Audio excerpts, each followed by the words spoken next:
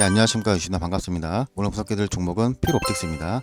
필옵틱스는 주가가 23,300원까지 강세를 보이다가 낙폭이 확대가 되고 있는데, 지금 이 필옵틱스의 주가를 견인했던 게 자회사 이 필에너지 상장 기대감이 확대가 되면서 이 부분이 주가를 좀 견인했던 건데, 지금 필에너지가 상장한 다음에 이 IPO 기대감이 좀 축소가 됐죠. 이래서 단기 매물이 계속 나오고 있는 겁니다.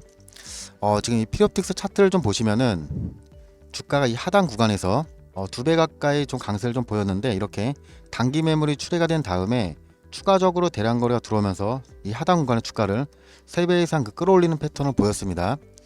지금 필옵틱스 같은 경우는 만원 구간에서 2배 이상 주가를 끌어올린 다음에 이렇게 매물이 좀 출회가 되고 있는데, 지금 주봉으로 봤을 때 이 13,500원 이 구간은 이런 식으로 재반등 시도가 지금 이어지고 있는 겁니다.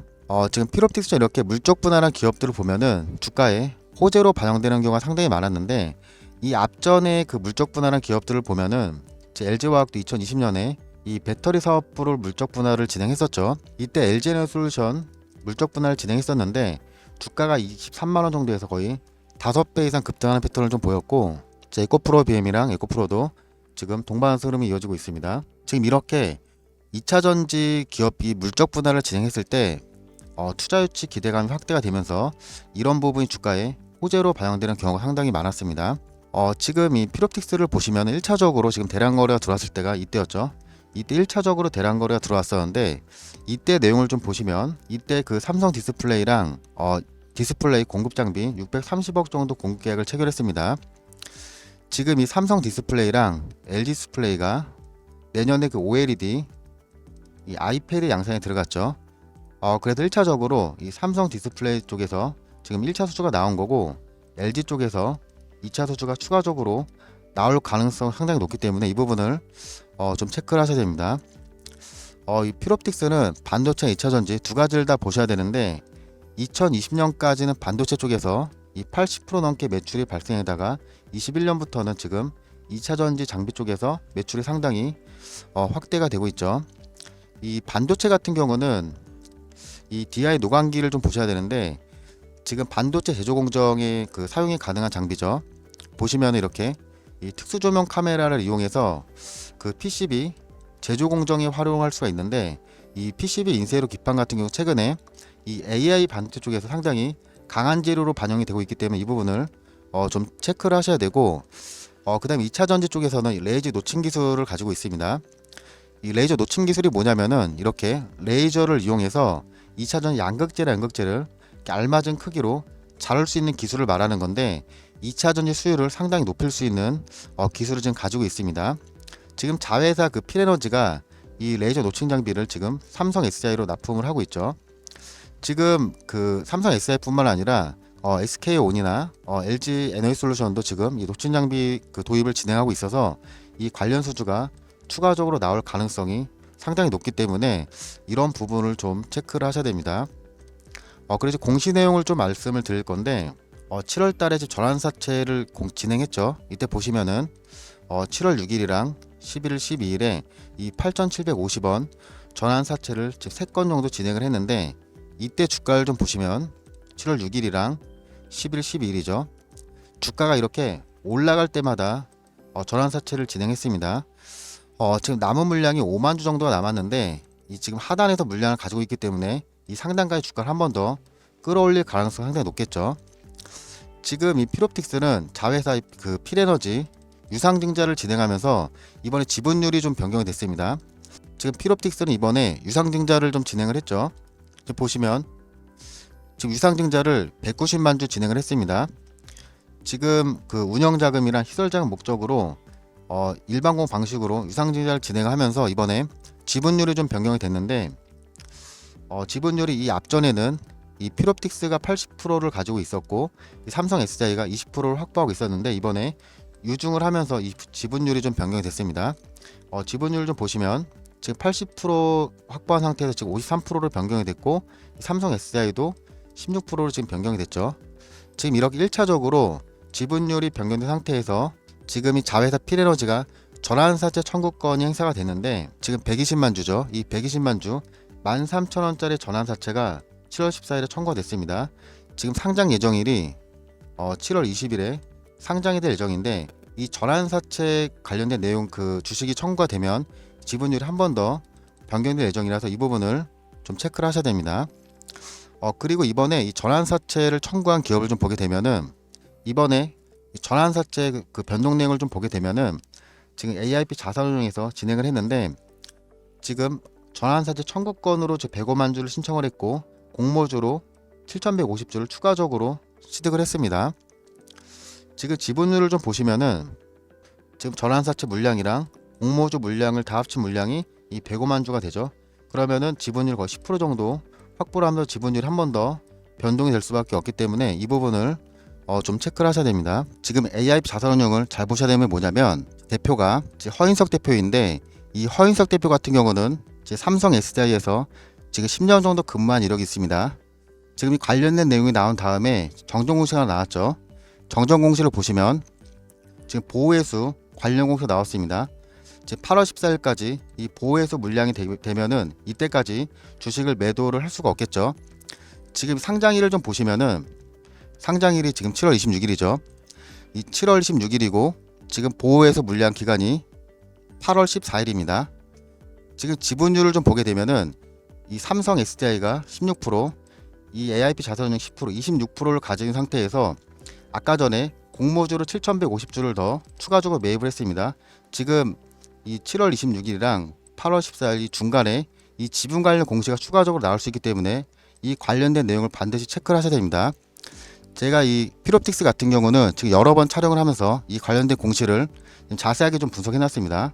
보시면은 최근에 공시 관련 보도자료를 다 분석해 놨고, 그리고 신규 매수 구간이랑 앞전에 기존에 매수하신 분들 추가 매수 이런 부분을 다 분석을 해 놨습니다.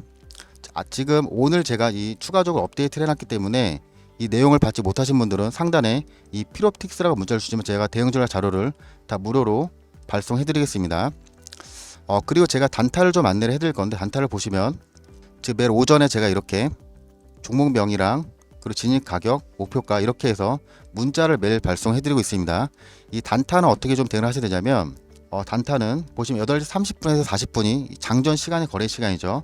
제가 종목을 40분에서 50분에 한 종목을 발송해드릴 건데, 종목을 보내드리면 시장가로 진입하시면 됩니다.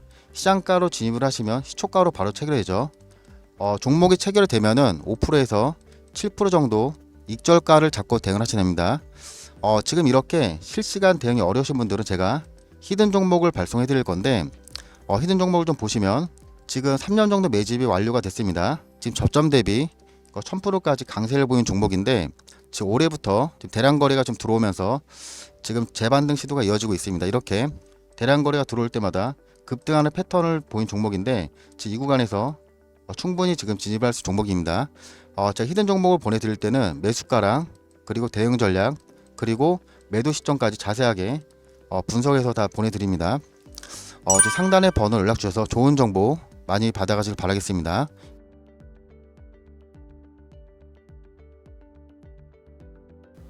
그리고 주식을 공부하시는 분들이 많으신데, 제가 주식을 하실 때 상당히 도움이 될 만한 내용을 하나 말씀드리겠습니다.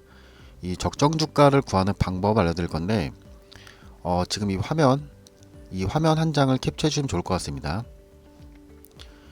결국 이런 주식 지표들은 영어 단어의 약자인데, 이런 지표들의 구성 요소나 이런 프로딩을 알고 있으면 외우지 않아도 이해가 더 쉬우실 겁니다.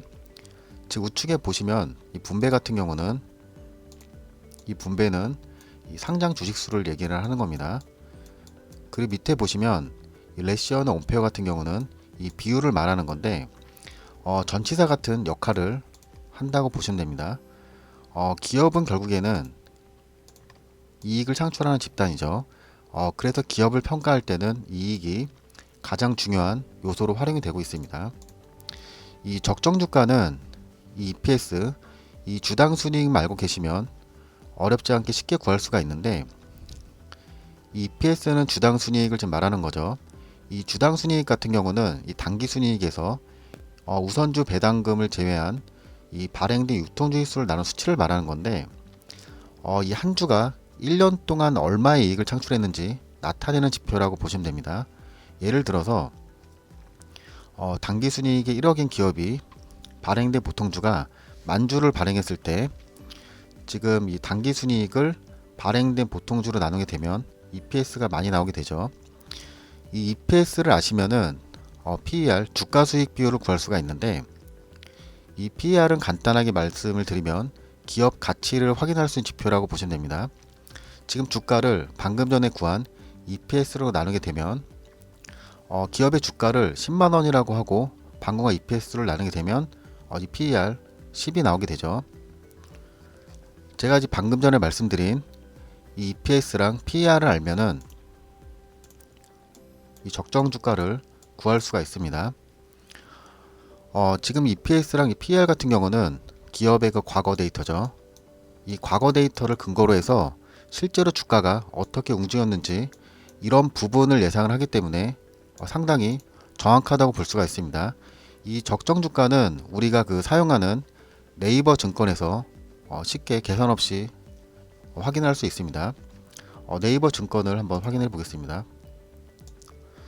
삼성전자를 좀 확인해 볼 건데, 이 삼성전자에서 이 종목 분석으로 들어가시면 이 펀더멘탈에 보시면 여기 EPS랑 이 PER 값이 나와 있습니다. 지금 이 구간에서 밑으로 쭉 내려보시면 여기 파이낸셜 서머리에서 밑으로 내려보시면 나와 있죠. 여기 과거 5개년의 재무제표가 나옵니다. 여기 EPS랑 PER 값이 나와 있습니다.